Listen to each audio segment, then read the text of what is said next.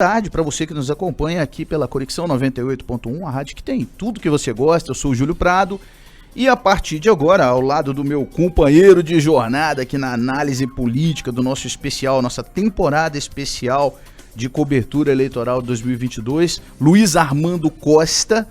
Você fica conosco trazendo um pouco mais de discussão com novos convidados que eu anuncio daqui a pouco. E aí, Luiz, tudo bem? Tudo bem, Júlio. Bom, o programa de hoje é muito especial. O programa de hoje nós vamos receber dois convidados especiais, dos quais eu começo aqui anunciando.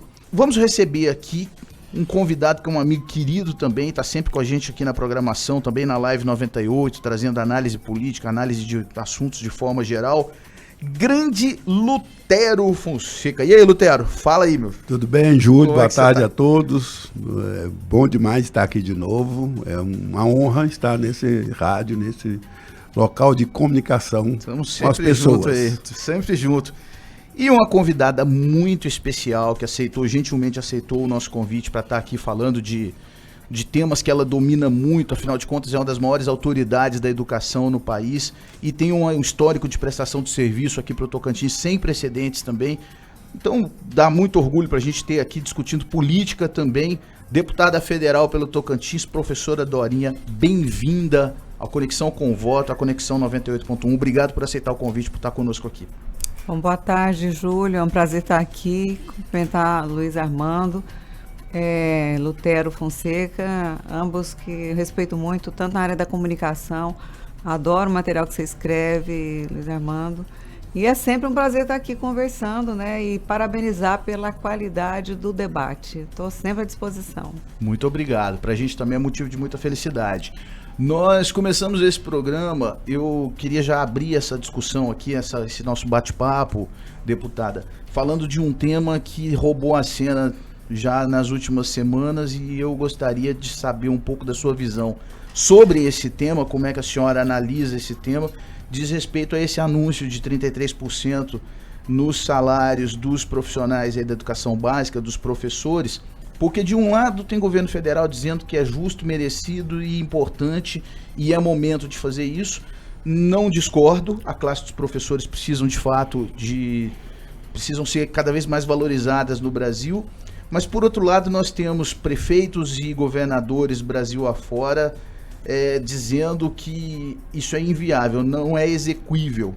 Afinal de contas, independentemente da análise tocantinense sobre o olhar do que acontece no Tocantins, que nós também vamos tratar aqui, eu gostaria de saber qual a sua posição com relação a esse tema. Bom, primeiro acho que é importante esclarecer, né? O que essa lei que foi cumprida, o governo Bolsonaro não inventou e nem fez. Eu tenho às vezes alguns comentários que falam assim, tá fazendo graça com o chapéu dos outros. Ele não tinha outra alternativa. Essa lei é de 2008. E ela estabelece as regras da correção do piso, não é a correção salarial, ele não vai para a tabela. Tem municípios que já pagam o valor novo do piso. Então, tem uma lei que foi estabelecida em 2008 que colocou a determinação de um piso salarial do magistério. É um valor que nenhum professor pode receber menor do que esse valor, mas na rede pública. E o caso específico, ele tem algumas regras. Como é que o piso é corrigido? Ele é corrigido com a diferença do valor do fundo de manutenção, ou seja, do Fundeb. Então, o quanto crescer esse fundo, o recurso da educação, o número de alunos, ele tem uma série de regras. Aí o governo federal divulga, e fez isso em setembro, divulga qual percentual. Neste caso deste ano, lembrando que no ano passado foi 0% de aumento, então é um aumento correspondente a 2 anos para o piso salarial. E a lei também, ela estabelece, eu acho que é importante alertar para prefeitos e governadores, na lei já diz que o município ou o estado que comprovar que não consegue pagar o piso e precisar de ajuda, o governo federal pode ajudar, está na lei. O que precisa saber se aquele recurso da educação que o município está aplicando, ele está sendo feito corretamente? Se o município conseguir comprovar que ainda assim, mantendo todo o recurso, porque ninguém vai usar todo o dinheiro da educação para manutenção, você tem outras despesas na educação, outros investimentos. Ele pode buscar ajuda federal. E, inclusive, eu tive uma audiência com o ministro da Educação na quinta-feira para alinhavar quais são os critérios para o município ou o estado que precisar de apoio. Mas o aumento ele é correspondente ao aumento do Fundeb. Ele não tem a ver com o Fundeb, é uma lei separada, já existente, mas é lógico que se o dinheiro do fundo cresce, tem um efeito em cima do piso, não em cima da carreira. Deputada, só há uma dúvida aí na questão me parece, na questão dessa lei. Primeiro é o seguinte, no Tocantins, o piso da educação básica, ele está bem acima desse piso que foi divulgado, que vai ficar com reajuste. A dúvida é o seguinte, esse reajuste é em cima do que já existe ou é só estabelecer-se o piso maior? Porque se for um índice aí relativo, então seria aplicado também em cima desse piso nosso, que já é maior. E no caso do Tocantins, ficaria muito acima. Sim. Né? Não, como eu disse, é o piso nacional. O estado ou município que já paga o piso, ele não tem nenhuma influência sobre isso. Então, por exemplo, vamos falar o caso do Tocantins, mas o município de Palmas. O salário menor do município de Palmas já é maior do que o piso.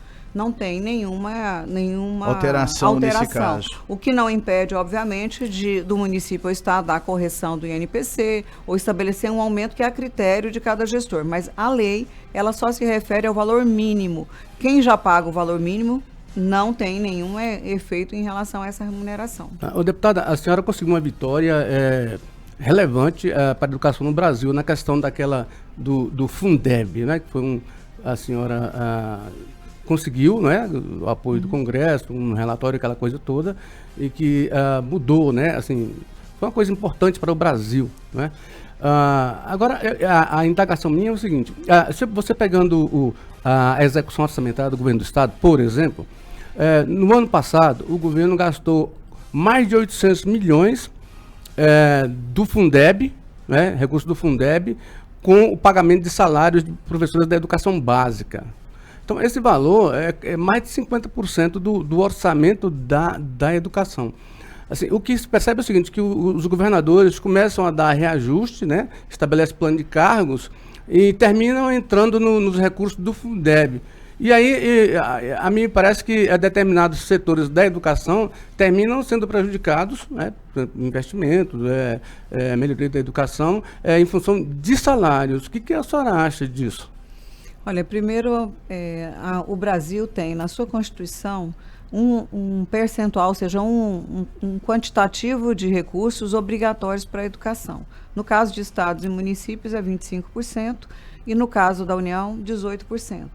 Desses recursos, 20% dos 25% de estados e municípios, ele vai para o Fundeb, que é como se fosse uma cesta, vamos comparar, é uma conta em que cada município e o estado, no âmbito da sua região, coloca esse 20% e ele vai voltar para cada agente público, ou estado ou município, de acordo com o número de alunos.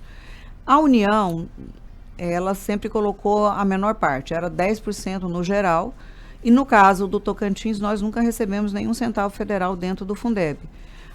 Eu fui relatora da emenda constitucional que levou para a Constituição, agora é permanente, o Fundeb, e a União vai crescer a sua parte nesse bolo, né? Vamos supor essa cesta que eu dei como exemplo, ela nunca passou em toda a história do Fundeb mais do que 10% do total, ou seja, dos 100%, estados e municípios com 90%.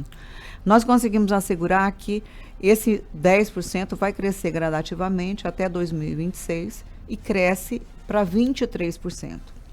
E uma dos pontos que tem na lei estabelece 70% para remuneração, não só para professor, mas para todo o conjunto, psicólogo, assistente social, a merendeira, o vigia, todo da escola. Mas uma das novidades também, Luiz Armando, que eu acho que é importante quando a sua fala, porque até esse novo Fundeb era permitido, às vezes, gastar 100% com salário, que é importante, mas a educação não é feita só com salário. Então, tem infraestrutura, tem infraestrutura. Então, nós colocamos também uma trava nesse crescimento do Fundeb, que no mínimo 15% tem que ser para investimento. E parte do dinheiro também que vai ser distribuído, eu disse que a gente coloca o dinheiro numa cesta e ele volta volta por número de alunos, mas nós colocamos 2 critérios novos. Um deles é a melhoria da aprendizagem, o resultado. Eu tenho que valorizar a escola que os meninos estão aprendendo mais, que estão se esforçando para melhorar seu resultado. Nós não podemos permitir que crianças vão para a escola e cheguem até o final da 4ª série do ensino fundamental, 5º ano do ensino fundamental, sem saber ler e escrever. Então, parte do dinheiro vai ser com esse critério daqueles municípios que mais cresceram. É um ranking? Não, é os que mais cresceram em relação a si próprio. Ele sai de um patamar e avança para um resultado melhor. Queremos incentivar a melhoria de resultados, melhoria de aprendizagem e, logicamente, que a escola boa é aquela escola que as crianças vão para lá e aprendem, né? Mérito mesmo, né? Mérito. Com certeza. Sim, deputada, em relação a esse Fundeb, isso vai atingir o país inteiro, mas vamos voltar aqui para o nosso Tocantins. O que muda aqui, por exemplo, no município de Palmas? Esse aumento no piso vai mudar alguma coisa na arrecadação ou no tamanho do Fundeb do município de Palmas? O Tocantins, pela primeira vez, vai receber recursos. Como eu disse, como é que era feita a conta? Só para os estados mais pobres, mas tinha, por exemplo, 7 estados do Nordeste e 2 da região Norte. O Tocantins tem municípios muito pobres, que nós sabemos, nós conhecemos a realidade, municípios que não têm o custo aluno ou o melhor valor para aplicar na educação. No Brasil, nós temos uma diferença, município que tem 22 mil por aluno ano e municípios com R$ 1.800 por aluno ano. É como se a gente tivesse brasileiros de várias categorias, e no Tocantins não é diferente. Alguns municípios que não tinham o volume de recurso, não tinha nem ajuda, recebia ajuda às vezes de municípios vizinhos, e eu estou falando do Fundeb. Com o novo Fundeb, que começou agora em janeiro, nós já observamos no final do ano muitos municípios pagando salários extra, pagando algum tipo de abono para conseguir cumprir, e agora vai crescer. Então, o município de Palmas vai receber complementação, sim. Ele não é o município mais pobre, começa pelos mais pobres. Esse é o princípio do Fundeb, equilibrar o custo do aluno, independente de ser um estado rico ou pobre, aqueles municípios que precisam de ajuda. Dia desses nós recebemos aqui o senador Eduardo Gomes, deputada, e aí eu falei assim para ele, falei, você não ofende com a minha pergunta não, você pode ter certeza que isso aqui é uma pergunta que todo tocantinense quer fazer, afinal de contas, tu vai ser candidato a governador ou não? Fala aí. E ele riu e falou que estava fazendo a composição, que estava conversando com todo mundo, não foi isso, Luiz? Sim. Deu uma escorregada ali. Político normalmente, quando ele fala não, é sim, né? Mas ele tá muito prudente, está com muita precaução.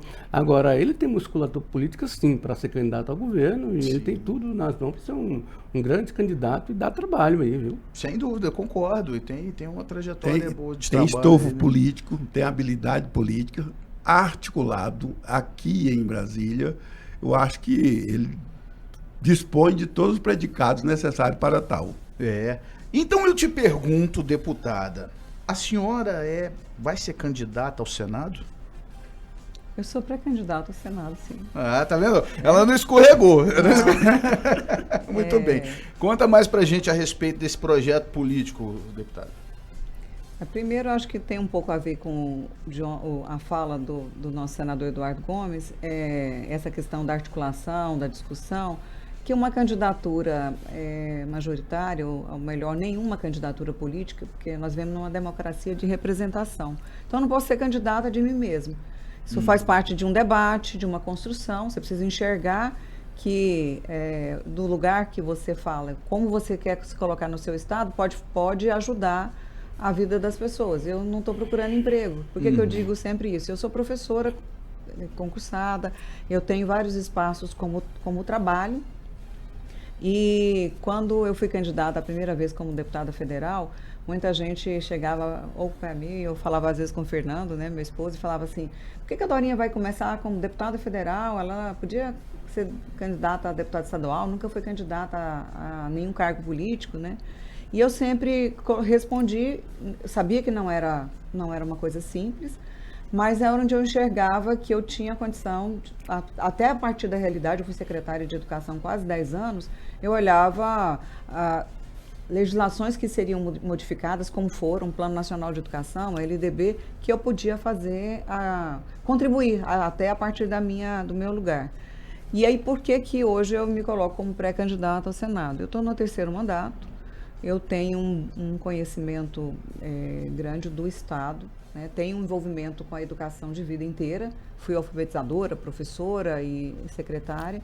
Com o mandato de deputada federal, eu tive que lidar com as questões de outras áreas, né? Hoje eu tenho um bom debate na segurança pública, tenho colocado recursos nessa área, discussão, me aproximei da gestão municipal, porque eu não tinha contato com o dia a dia das prefeituras, os desafios e problemas mesmo na infraestrutura, zona rural, geração de trabalho, a questão do desafio na área da saúde, né, que os municípios enfrentam. E, obviamente, também essa discussão com grupos políticos, ouvindo a sociedade, as pessoas, as instituições. E eu estou, nesse momento, ouvindo, né, conversando e, logicamente, como eu disse, o projeto não é um projeto da Dorinha ou da deputada Dorinha.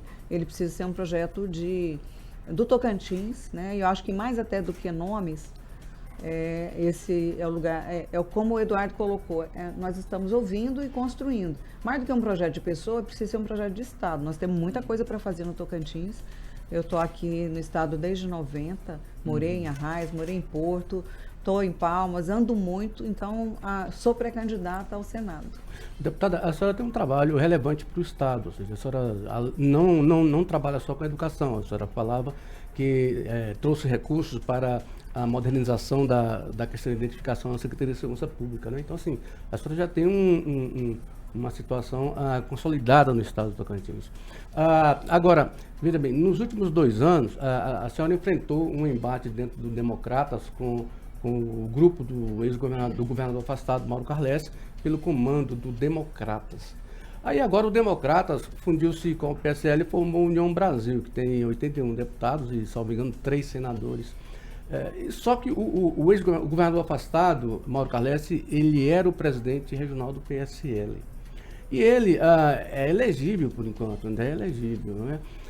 Vocês estão conversando com esse União Brasil, que foi agora referendado pelas Cortes Superiores, como vai ficar internamente esse União Brasil com esses projetos da senhora, um projeto relevante da senhora, que merece uma vaga no Senado, e do governador afastado, Mauro Carles, que era o presidente do PSL? Olha, eu acho que não só no caso do União Brasil, que foi confirmado agora na última terça-feira, né, aprovado no TSE, obviamente no Brasil inteiro, PSL e Democratas estão nesse momento conversando. Eu faço parte da comissão instituidora. Nós temos uma executiva nacional do União Brasil, eu sou vice-presidente, inclusive a única do estado do Tocantins, e nós estamos nesse momento conversando. Eu acredito que o Tocantins tem, União Brasil aqui tem uma condição plena de eleger um bom número de deputados estaduais, de fazer deputado federal. Acredito que a minha candidatura ela é viável, obviamente. Quem vai escolher e vai definir isso é o povo do Estado, a partir do debate, de enxergar quem é que pode fazer essa representação, e, logicamente, o partido também. Eu nem comento sobre a situação do próprio governador Carles afastado, né? Essa organização e esse debate, ele tem que acontecer com todos. Eu acho que nós temos muitos prefeitos, temos vereadores, tem pessoas que não têm mandato político e, ao contrário disso, sempre construíram um debate pela representação e pela democracia. E, como você colocou, né, eu enfrentei um debate que eu entendo que não era... Ele nunca chegou a ser ameaçador dentro do meu espaço, do meu partido. Eu só tive um partido até hoje. Eu nunca me filiei a outro partido. Eu era do PFL, depois se transformou em Democrata, e eu estou no mesmo lugar. Agora, é lógico que a União Brasil ele nasce de um processo de construção, é um grande partido, ele reúne forças muito, muito diversas em todos os estados e nacionalmente, e a construção dele também tem que ser coletiva, porque um partido desse porte não tem o direito de achar que é só embora do ponto de vista burocrático é a fusão de 2 partidos, ele tem que construir um projeto para o país. E aqui não vai ser diferente. Deputada, com essa fusão agora, qualquer pessoa pode sair ou entrar para o partido, né? Porque a fusão ela é uma das condições que a pessoa tem para sair sem ter problema, ainda que tenha a janela partidária agora em março. A senhora já tem sido procurada por políticos do Estado para integrar essa nova legenda no Estado? A senhora tem medo que vá perder filiados? Olha, a fusão ela tem em si esse princípio, quem não se sentir confortável com o novo partido, porque não é só a sigla, né, mas o partido está num processo de construção do ponto de vista ideológico, o que o partido defende, quais são os princípios dele na área da economia, na área da educação, na área da segurança pública, na área da saúde. Então pode ter movimentação, até porque por forças locais, no Brasil inteiro, né, a questão de candidaturas. Agora nós vamos ter eleição para deputados estaduais, federais, Senado, governo. Então, às vezes até a conjuntura local pode fazer algum tipo de modificação. Para nós do União Brasil, a gente já tem uma expectativa de uma mudança, né? Mas como é uma fusão, alguns deputados federais devem mudar por uma questão, inclusive, em muitos casos locais, em termos de composição. Então, existe essa expectativa. Eu tenho conversado, tenho recebido muitos deputados que estão no mandato, muitos pré-candidatos que aguardavam essa construção, né, do partido. E também passa muito por essa questão da viabilidade eleitoral, que todos nós sabemos. As pessoas fazem conta em que espaço, onde eu tenho conforto de, logicamente, de defender, porque muitas pessoas já têm posições claras e o que elas aceitam, como é que elas pensam o Estado, como é que elas pensam a democracia. E eu acredito, Luiz Armando, que a fusão permite isso antecipar para os 2 partidos, né, Democratas e PSL, mas o mês de março até início de abril, dia 2 de abril, é o período da janela partidária. E aí acho que tem uma grande movimentação, não só no Tocantins, mas no Brasil todo. Apesar de que os ideais, assim, a posição política dos 2 partidos não eram tão diferentes assim. Não, são partidos de centro-direita. Sim, né? sim. O Democratas tem uma estrutura do ponto de vista de mais tempo, né, de consolidação. Foi um partido muito forte, mais antigo, no passado, né? Muito forte.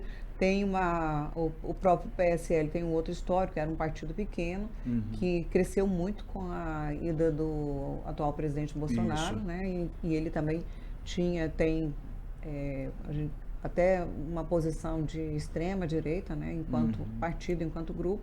E agora esse tempo que foi instituída essa comissão da qual eu faço parte, toda a parte de organização do partido foi estruturada. Representação executiva, como garantir democracia, todo o processo de diretórios, ele não vai acontecer agora antes da eleição, não tem tempo hábil para o debate e poderia ser contaminado por eleição também. Então, o partido já apresentou para o TSE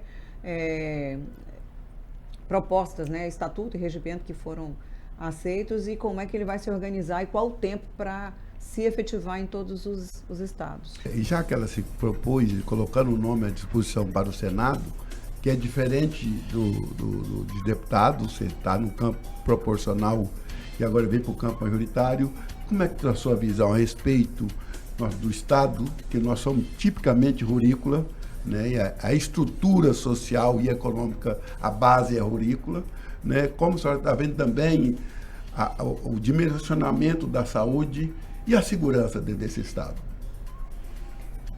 Bom, o Estado, acho que todos nós que acompanhamos, sabemos dos enormes desafios que o Estado tem, e ao mesmo tempo as riquezas e potenciais na questão de geração de renda, trabalho, produção. Vejo que, acompanhando de perto, inclusive muitos prefeitos, muitos municípios, regiões com grande produção agrícola, que sofrem com a falta de estrutura. Os produtores não conseguem, no momento de escoar a produção, eles esbarram na ausência de estrada, de ponte, de infraestrutura, de logística que precisa ser integrada, Estado, né, e o próprio governo federal. Os municípios, de verdade, a grande maioria dos casos, são eles que estão fazendo a manutenção das TOs.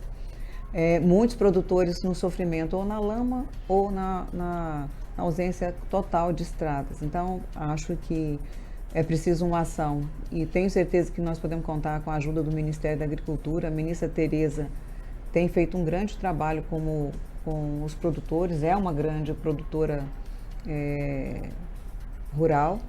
No caso do Tocantins, eu acho que o maior seria construir, eu acho que a gente precisa construir um pacto e um trabalho, um planejamento que vá além de nome de pessoas, como eu disse, não importa se A, B ou C vai ser o governador ou a governadora do estado. É que nós precisamos lidar do ponto de vista formal com um planejamento em relação aos pequenos produtores, em relação à produção e como é que tem a cadeia de produção. Acompanhando aqui a própria região de Palmas, nós precisamos, você tem o cinturão verde, você tem a produção de ave, de carneiro. Como é que o pequeno produtor se encaixa para que a sua produção seja escoada? Na saúde também, conversando com amigos, com especialistas, né, na área da saúde, o Estado acho que avançou muito, mas tem gargalos enormes, né? Um exemplo é aqui a questão da maternidade em Palmas. O espaço que nós temos é um espaço extremamente improvisado, que pela própria estrutura não dá condição para uma área tão importante. Eu estou dando só um exemplo que, de igual forma, eu penso que o sistema de saúde, assim como eu fui autora agora do Sistema Nacional de Educação, e a ideia é construir em cada estado essa estrutura, como se fosse um rabisco. Quem faz o quê? Qual a responsabilidade do município? Qual a responsabilidade do Estado? A União entra em como é que ela pode contribuir? O Júlio fez uma pergunta agora sobre a UFNT. Isso. Né? A UFNT é um exemplo. Ela é uma jovem universidade que incorporou a Universidade de Araguaína, o campus de Araguaína e Tocantinópolis. Mas nós estamos buscando, eu apresentei na época que a lei estava tramitando, para criar em Xambioá, Guaraí e Colinas. Colinas não foi aprovado de imediato, então eu representei agora com o ministro da Educação, sugeri algumas cidades, né, e aí foi Augustinópolis, Ananás, não lembro qual foi a terceira cidade que eu sugeri, pedindo, né, na verdade, porque isso é uma sugestão. O projeto vai ser feito pela universidade, ouvindo e vendo as localidades. Aí me perguntaram, e por que não Araguatins? Araguatins também é muito importante, porque Araguatins já tem o IFTO lá. Uhum. Que tem uma estrutura. Que tem uma estrutura e que eu tenho, inclusive, colocado recursos. Então, a ideia é formar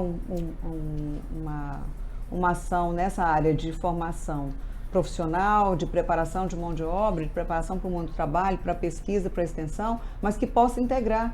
Olha o exemplo da Unitins, que vem fazendo um grande trabalho, está se estruturando em muitos municípios e nós não estamos disputando espaço, mas é possível você construir uma ação integrada. Passa por um planejamento macro, que eu penso que o Estado precisa coordenar isso de maneira articulada com as instituições municipais, com a estadual, com a Unitins, com as instituições federais. E isso, inclusive, tem a ver, Lutero, com a sua pergunta anterior, no desenvolvimento em diferentes áreas. O pequeno agricultor e o grande produtor, eles precisam do investimento na área da pesquisa, da melhoria da qualidade de grãos, dos animais. Então, esse planejamento macro do Estado, ele precisa ser, acho que amadurecido, como gestão que vá além das pessoas. Deputada, no Tocantins, no ano passado, 1 milhão e 100 mil pessoas receberam ou o Bolsa Família, foram beneficiadas ou com o Bolsa Família ou com auxílio emergencial. Né? Tem um dado interessante do Banco Mundial que informa que 55% da população do estado do Tocantins está na pobreza e na extrema pobreza. Então é um dado sofrível, na verdade. No entanto, no ano passado, o agronegócio exportou 9 bilhões de reais. A balança comercial do agronegócio do estado, no ano passado, foi 9 bilhões de reais, ou seja, quase 1/3 do PIB anual do estado. No entanto, nós convivemos com esse paradoxo, uma miséria. E o agronegócio, a gente está sempre dizendo que a vocação do Estado é agropecuária, está sempre dizendo isso.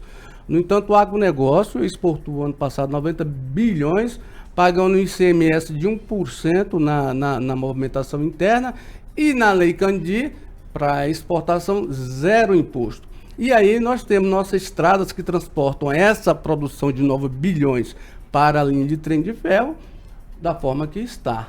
Né? Ou seja, há um paradoxo nessa situação do estado do Tocantins. O que a senhora pensa dessa questão tributária no Brasil? E a senhora lá no Senado, que posição a senhora poderia dizer que teria em cima de um assunto desse nosso paradoxo, dessa nossa eterna vocação rurícola, como disse o Lutero, mas que, na verdade, a carne é o maior, no mercado está cara, enquanto o pessoal exportou 3 bi de carne, ou seja, o gado está faltando no pasto porque o gado está sendo exportado, a carne está sendo exportada. E não há uma política, não se tem conhecimento de uma política de tentar equilibrar essa situação entre exportação e movimentação interna de mercadoria. O que a senhora acha disso? Olha, infelizmente a reforma tributária ela não avançou, né? Nós tínhamos projetos em andamento, o próprio executivo estava construindo uma proposta do ponto de vista de reforma tributária. Eu acho que, primeiro, enxergo como urgente a discussão em relação à construção de uma reforma tributária, porque também existe bitributação, em alguns casos até tritributação. Esse alinhamento em relação ao que é arrecadado, os potenciais, né, e o próprio crescimento econômico, e você falou da maior divisa que nós temos, que é a questão do agronegócio, dos grandes produtores, mas que ao mesmo tempo não tem gerado crescimento para a ponta, porque na minha opinião também falta planejamento um pouco do que a gente colocava, como é que toda essa cadeia pode gerar riqueza local, mais do que o trabalho e mais do que representa para o Brasil, para as nossas divisas, né, do ponto de vista comercial. Eu enxergo, né, lógico que esse debate no Senado ou mesmo na Câmara, como nós tínhamos discutido, fiz parte de vários debates em relação à racionalização do ponto de vista tributário, e eu acho que esse tem que ser um ponto que qualquer que seja o presidente ou presidenta da República precisa construir, porque gera prejuízo para a educação, para a saúde, mas, acima de tudo, para a população de forma geral. O número de pessoas abaixo da linha de miséria, ele cresceu muito. E não é por gestão de A, B ou C. É porque um país tão rico como o nosso que precisa se organizar e definir, atualizar do ponto de vista de regras e de funcionamento. Aqui no Estado, em especial, nós temos problema com a diferença de ICMS com os estados vizinhos. Isso tem provocado muita reação, por exemplo, na área do leite também, né, em relação a percentuais. E eu enxergo como um debate, na minha opinião, mais urgente, porque ele tem influência direta na questão social, na questão da sobrevivência, da qualidade da estrada, da qualidade da saúde e, acima de tudo, quanto mais nós conseguimos avançar nessa construção, logicamente maior será a produção e maior a riqueza, mas a riqueza não pode estar só na mão de alguns. Muito bem, infelizmente o nosso tempo aqui do programa está chegando ao fim. O tempo voa, né? A gente começa a conversar e não vê o tempo passar aqui, o papo está muito bom. Mas, infelizmente, o programa nosso especial chegou ao fim. Eu quero agradecer muito aqui a presença do Lutero. Lutero, obrigado por estar conosco aqui. Obrigado, Júlio. É sempre uma honra e muito feliz em estar aqui com vocês. Luiz Armando. Faltou tempo, né? Tinha muita história para a gente discutir aqui com a deputada, mas quero agradecer a professora Dorinha por ter aceitado o convite, por estar aqui conosco, dizer que a gente está sempre à disposição. O bom de ter começado cedo a discutir política e eleições e tudo mais aqui na Conexão é que nós temos prazo para a gente fazer isso mais vezes, né? Então a senhora é muito bem-vinda, vamos marcar outras vezes aí para a gente destrinchar mais temas, né, Luiz? Pegar uns temas mais específicos para a gente poder entrar com mais profundidade neles, mas obrigado pela sua participação no programa de hoje. Bom, Júlio, Luiz Armando, Lutero, foi um prazer a gente conversar aqui, esse bate-papo, e eu volto outras vezes, é só me chamar. Muito bem. E quero também agradecer o carinho dos ouvintes, das pessoas que estão nos acompanhando o seu trabalho. Com certeza, parabenizar o Conexão, né, ponto 1. 98.1. Isso. E parabenizar pela qualidade dos debates que eu tenho acompanhado, né? E vou continuar acompanhando e volto aqui quantas vezes me convidarem. Muito bem.